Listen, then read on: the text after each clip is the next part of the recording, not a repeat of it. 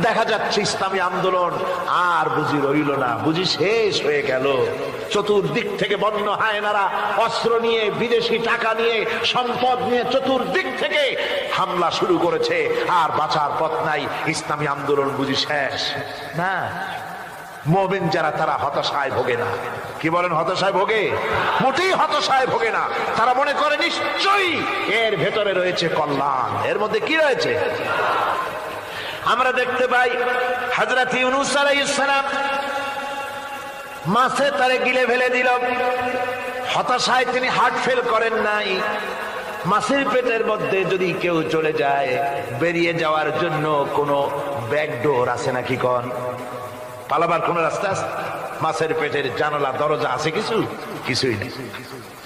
তিনি হতাশ হলেন না। মাছের পেটের ভেতরে বসে হযরত ইউনূস আলাইহিস সালাম বুক ভরা